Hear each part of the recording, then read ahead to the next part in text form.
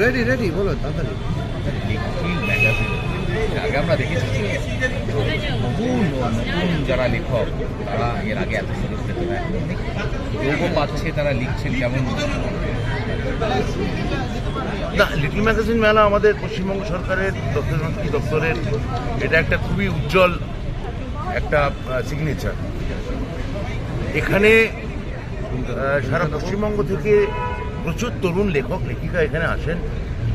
পশ্চিমবঙ্গ সরকারের তথ্য সংস্কৃতি দপ্তর, অর্থাৎ এটা মাননীয় মুখ্যমন্ত্রীর দপ্তর, তার অধীনস্থ বাংলা একাডেমি, সে বাংলা একাডেমি তাদের সম্মানিত করে, তাদের উদযাপন করে তাদের লেখালেখি, এবং প্রায় 400-র উপর লিটল ম্যাগাজিন এখানে অংশগ্রহণ করে।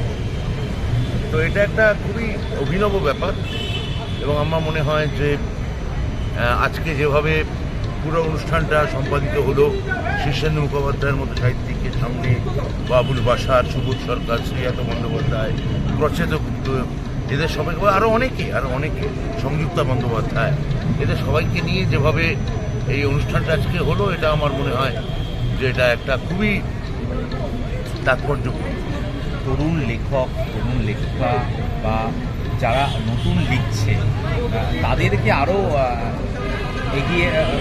এগিয়ে যাওয়ার আরও একটি ধাপ বলা চলে, আরও সহযোগিতা করছে।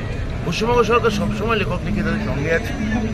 বিশেষত মুখ্যমন্ত্রী তো দেখলেন কীভাবে বাংলা একাডেমি তার দপ্তর থেকে আমরা এতজন লেখক লেখিকাকে সম্মানিত করলাম, এতজন কবিতা পাঠ করবেন, এবার গল্প আলোচনা হবে।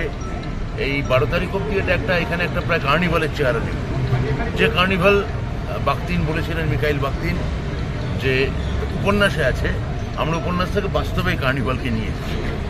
Thank you sir.